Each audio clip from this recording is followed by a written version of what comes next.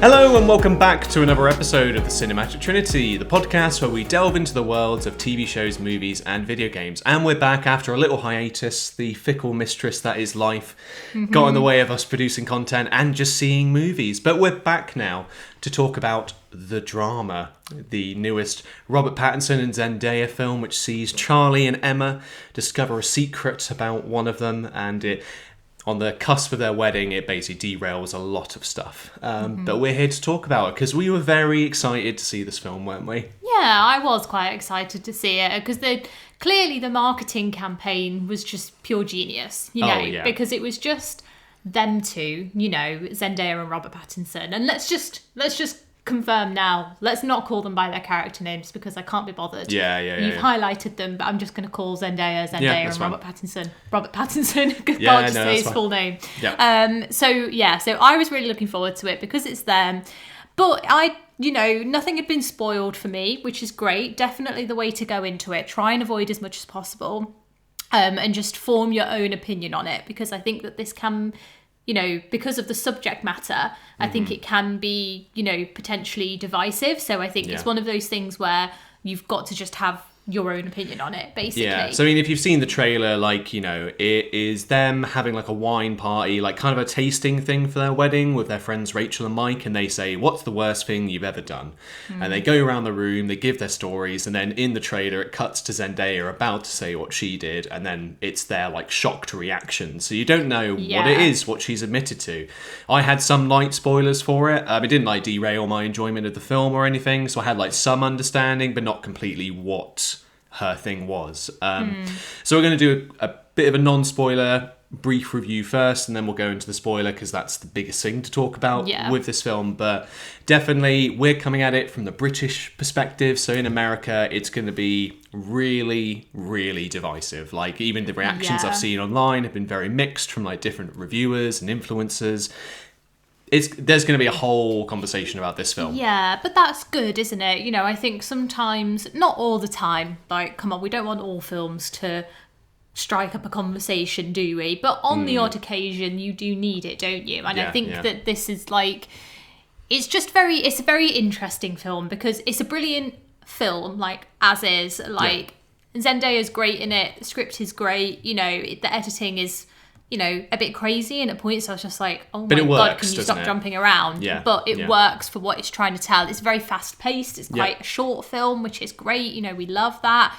Zendaya looks fantastic in it. So it's got all the ingredients of just classic good film. But then also evokes some sort of conversation and afterthought. Around the subject matter and just life in general, human nature in general. So I think but it does it very well. It does do it very, very well, I think.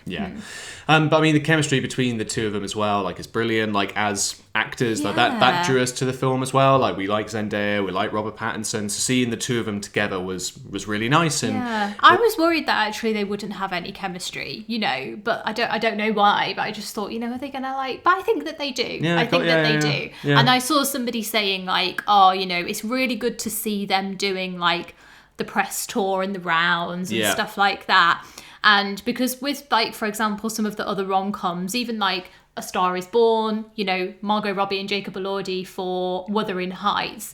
They're all pretending to be all over each other, and trying to sell the romance between the two of them. But it's not really been like that for this film. They've just they've just been doing standard press tour, friends, but as friends. Yeah. So I think that that's really lovely. I mean, there is the elephant in the room that Zendaya has also gotten married recently, Tom Holland. So it's not well, it's not they think they actually has. She's got the wedding ring on and everything. Well, I know, but she's not confirming it, which is so funny. Well, I think it's all there. Robert Pattinson and all the things are saying oh, well, you should know you're married, and all the stuff they've done. So it's hard to for them to try and act oh, maybe there is something going on between us. No, her and Tom have been firmly in love. But going back to the film, I care more about the real life, But Yeah, no. So basically, yeah, the chemistry between them is good. Like Tulip said, the editing's good, just in terms of like the headspace that Robert Pattinson's at, because he finds out this secret about Zendaya, and it is all the things your mind would do, like how it races, what you're thinking about. So it works really well, and like even like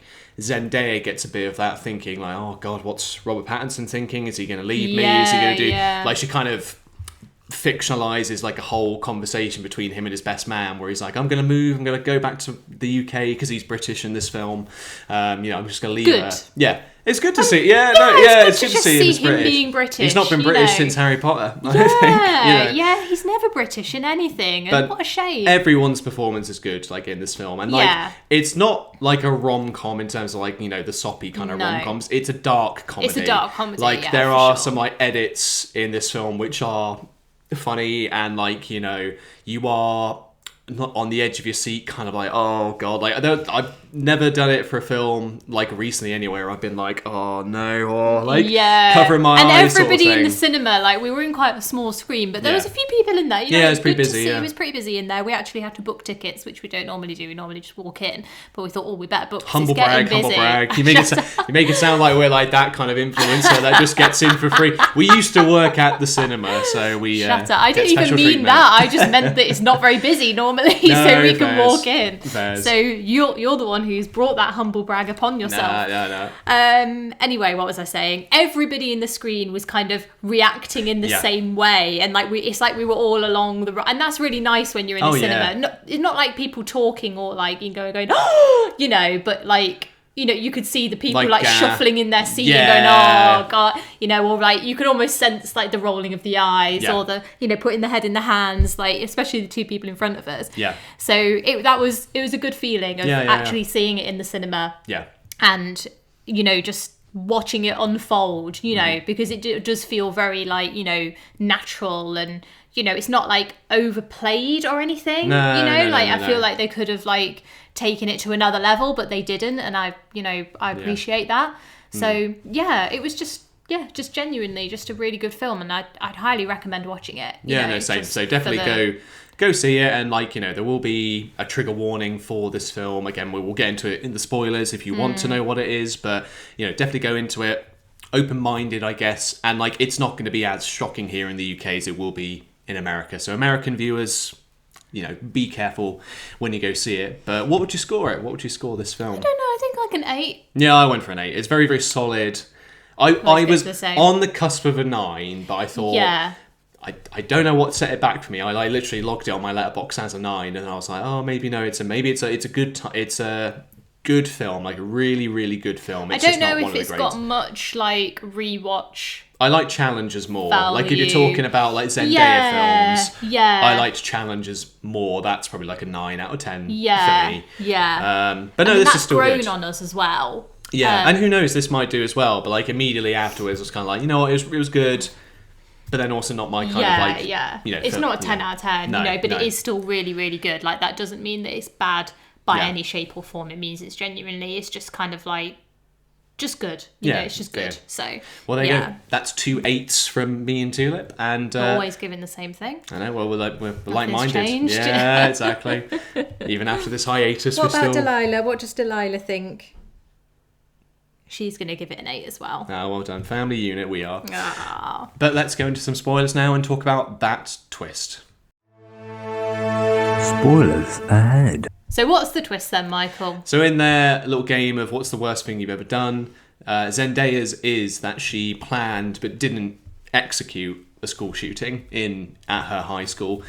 She was like a depressed youth, and she obviously had these thoughts, and her dad had a gun, so she from what the film says, she got like pretty far into it. Like, she was there practicing with her gun, and like there's a good bit of editing at the beginning of the film where she's deaf in one ear. So when she first meets Robert Pattinson, like she's got her music playing in her good ear, and then her deaf ear is the one that he's trying to like, hi, I'm Charlie, like. That's a really good scene. It's like for the beginning of the film, which treats it like a cutesy romance film, you're like, that's a good little detail. But she's deaf because she test-fired her gun and it basically blew her eardrum. So she tells everyone, and everyone is shocked, and especially one of her maid of honor, Rachel, says, my cousin's in a wheelchair because of a school shooting. Like, how dare you? You're disgusting. And that's pretty much it. It's basically Charlie trying to get his mind around this scenario, and at his core, he does still love her and wants to marry her, but it is the elephant in the room. You just can't ignore it. So he is Well, that's the question, isn't it? Can you move past something like that? And is something that somebody did or a way a person was previously, but now they're different, how much bearing does that have on their life today and the way that they're viewed by others and, especially the people you're closest to. So it's a very interesting, and this is when it gets quite natural in a way. It's just the natural reactions that people are having to what she's saying, because obviously you can't control how you react to anything in life. It just happens, doesn't it? And sometimes you overreact, sometimes you're like, what do I think of this, but it's kind of more that what am I supposed to do with that information? You kind of get in that first conversation they have, it's Robert Pattinson's kind of laughing, this is a joke, right? You didn't really do this. Rachel's already well, screw you, I hate you, you're disgusting. And then her husband Mike, who's the best man, is the mediator sort of thing, let's think about this, but still shocked in his own way. And then it's how their thoughts continue through the film. But there's some good stuff here, especially I like the bit where Robert Pattinson is picturing his memories with her, but it's young her, kid her. So it's him looking really uncomfortable. That is so well done, and it's such a visual, representation of the way that he's seeing her is changing, and now he can only see this, kid who was lost, who's going to do this horrible thing, and not the woman that he fell in love with. So that was really good, because it's even he's literally all his old memories of them just looking out and being cute together and just standing and just with their arms around each other, and but his face is it's really good, and he gets performance, and he gets flashes to her being annoyed or not psychopathic, but it's someone nearly runs them over in traffic, and she's what the hell are you doing? Explosive anger.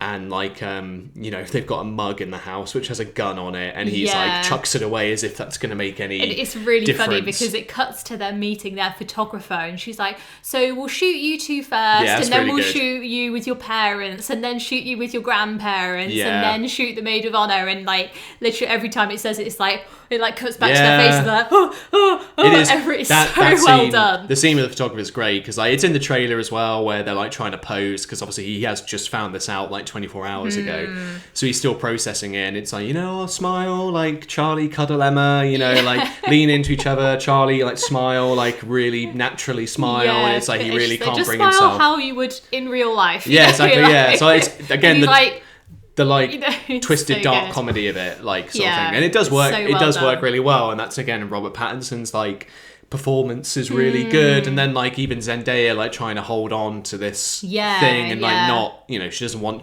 Charlie to leave her, sort of thing. But it is good, and again that's going to be the divisive part about how it treats school shootings, and whether it tries to get you to sympathize for her a bit, because obviously it does give you a bit of the rationale that she was bullied and neglected at home as well, because her parents were never home. It was always here's the food, bye, love mum, you know, and her dad kept guns around, so it's is even Robert Pattinson tries to justify your neighbor died in a car crash when you were 10 years old, so that must have messed you up. When she's no, I didn't see the car crash happen, it's just my neighbor, not best friend sort of thing, but he's trying to rationalize it. To rationalize it. But it's very interesting that it takes that kind of view of it, because I think you do empathize, but as soon as she says it, you kind of, and you're seeing everybody's reactions, you do almost feel a little bit sorry for her, and as she's explaining it, you do think is this just a cultural, or exactly. just literally, it's so easy to get caught up, especially online, you know, you see something and it's maybe a little bit like dark and you may be interested in what it is, and you just kind of, you know, you get caught up in things sometimes. Yeah.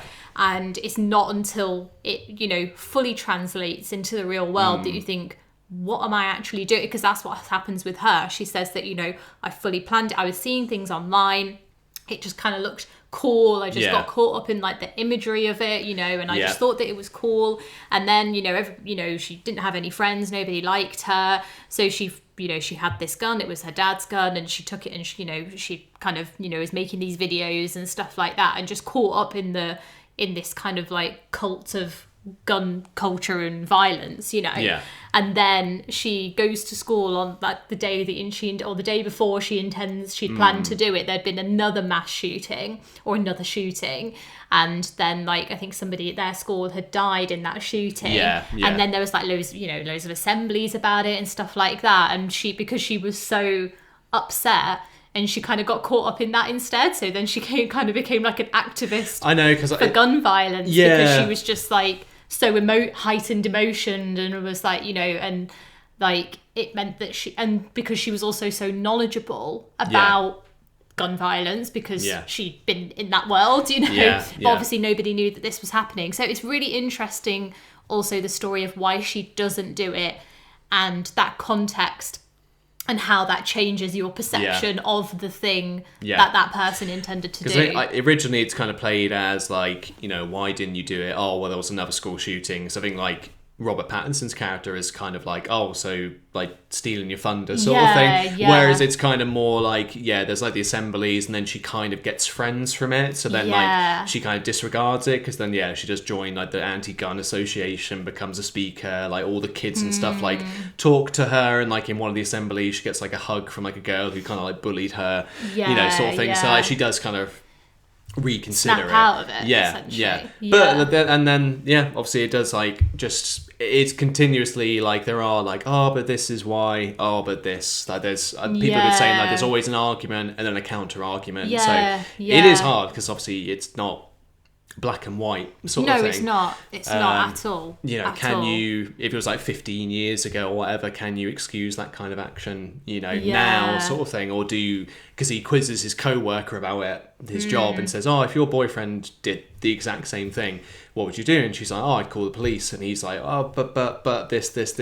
he, you know, snaps a little bit. And it goes through to the actual wedding itself. So they do actually get married, and it's there at the ceremony. And there is like, it's just awful. It's just an underlying paranoia-inducing experience. And like the maid of honour, the one who was really upset, and the one whose cousin was involved in a school shooting and is now in a wheelchair, she's like really, really obviously upset about it. But she's also just playing like, you know, the bitch essentially, like in this, and she plays that role very well, because she does like an unsolicited speech, doesn't she? Like it's and she doesn't say what's happened, but like she stands up and like, you know, alludes and stuff like that, and like makes everybody feel basically really her saying like, you and like Charlie and Emma, you're both like pieces of crap, like you deserve each other sort of thing. But she never expressly says, oh well, Emma did this. It's you know, it kind of gets under their skin. But then because Robert Pattinson gave this like scenario to his co-worker, who he also like in a fit of like, you know, emotion and like insecurity, he tries it on with her, and like it doesn't go like too far, but like obviously it's awkward. And she's at the wedding. And then husband. Boyfriend. And then Zendaya in the bathroom overhears her talking about school shootings. So then her is like, what's going on? Like, who's my maid of honor told? Not knowing that it's actually Robert Pattinson who told her about it.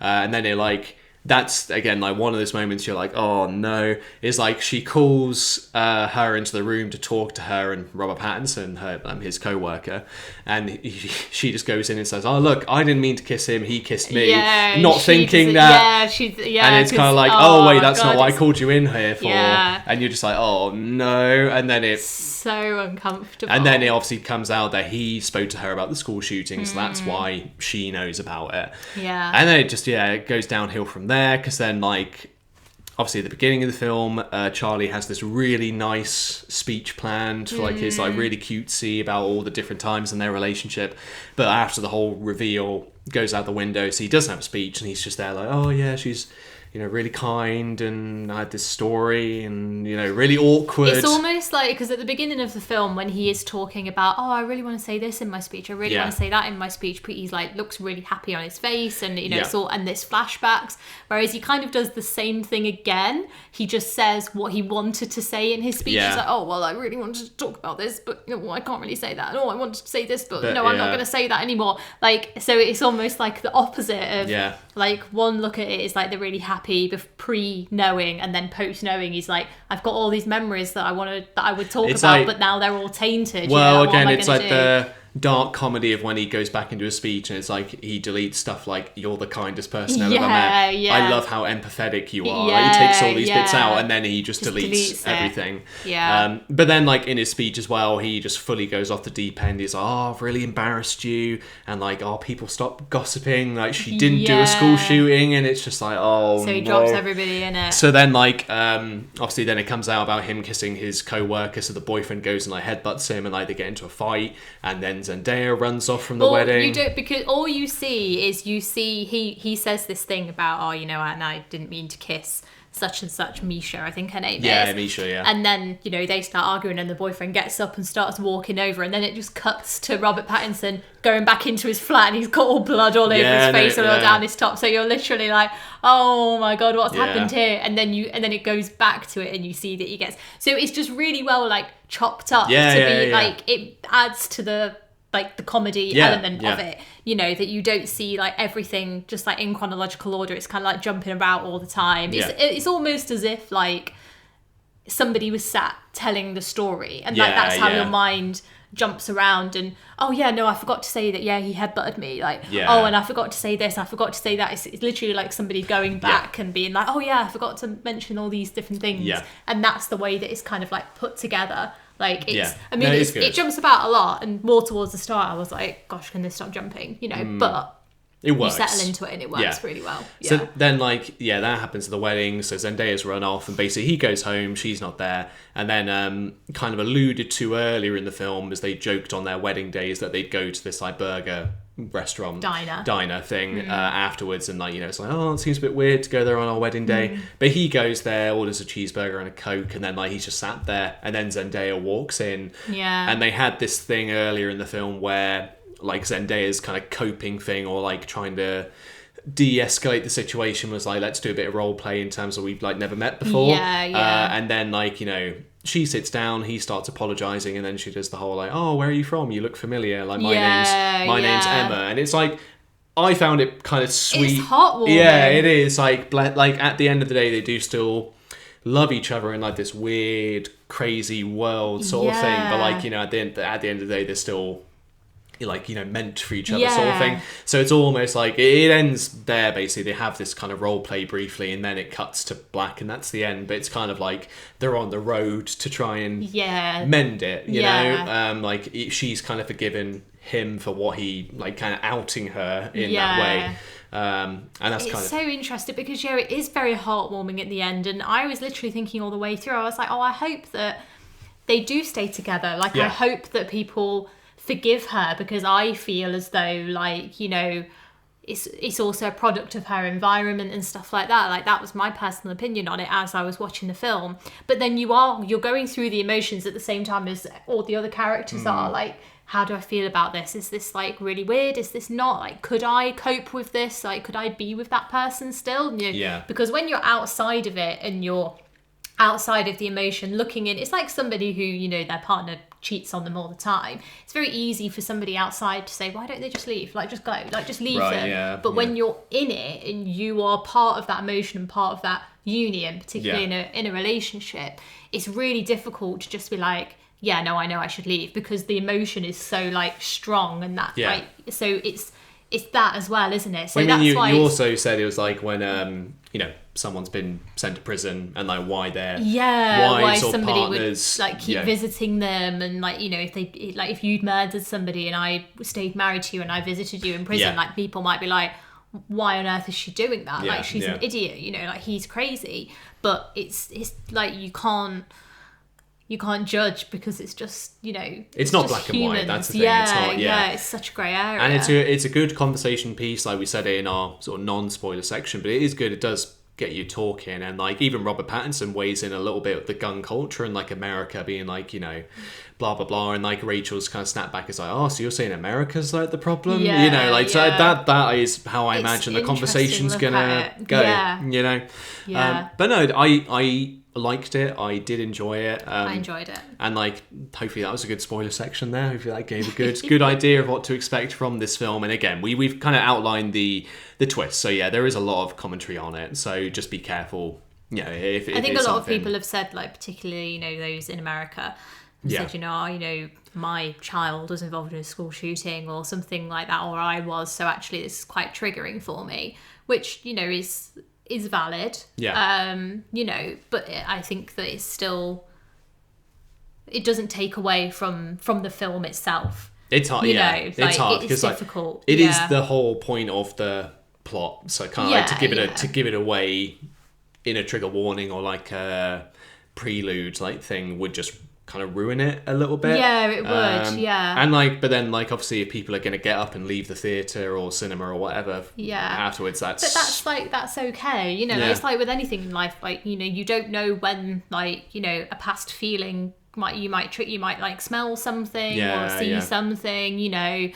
Like I had the other day when I put on that hand cream from the hotel in the honeymoon in Paris, and I was like, whew, transported. But I imagine it's the same, but obviously with a very negative emotion attached to course, it. So you don't know when things are going to happen, so you just have to deal with those things as they happen. It's very hard to avoid things like that. So I mean, the equivalent here would be like a knife crime or like planning a knife crime or something. So if it was, or more like gang culture, or something like that. If it was like a British made film, that would be the equivalent. So it'd be having different conversations here than it would in America. So it's like the opposite. It just depends on what they chose for the twist to be. But what did you think about the other people's worst thing they've ever done? Okay, I mean, Charlie, so Robert Pattinson's was cyberbullying. They didn't really talk about it too much. Yeah, but he said that he cyberbullied somebody so badly that him and his whole family moved away from the school. But he was was coincidental sort of thing. Did they? Mike's was the best man's was that basically he was on holiday, a dog went to attack him, but he put his then girlfriend in the way as a human shield, so then obviously she got attacked. And then Rachel's was that she locked a kid in in a wardrobe in the woods basically, and it was but they had to send a search party out for him and she never said where he was. They did find him, but obviously very traumatic experience for that kid. So that was that's a discussion online, is is Rachel's thing comparable to actually what Zendaya did, but I don't know, it is one of those things, and it obviously those are pretty bad things in their own. It's hard to I thought more the cyberbullying one, because it's that's pretty horrible. That's pretty I think in the UK as well. Yeah, that's more of that's interesting. In isn't it? our ICT classes, we'd get full on lectures about cyberbullying and what to look out for online. So that depending on the level of it, I guess. Where he's telling the guys off himself or just photoshopping pictures. You just don't know, do you? So no, it was. They're interesting scenarios. Interesting. Yeah. But I mean, if you've seen it, do let us know your thoughts in the comments. Because if it's caused a bit of discussion, we'd be interested to see what you guys do think of it. But go see it. Do bear some stuff in mind if you are seeing it, that there is potential to be triggered here. But definitely watch it. It's a good film. As a film, it's good. So and there you have it. That was our review for The Drama. But thank you very much for joining us for this episode of the Cinematic Trinity. We'll see you guys in the next episode.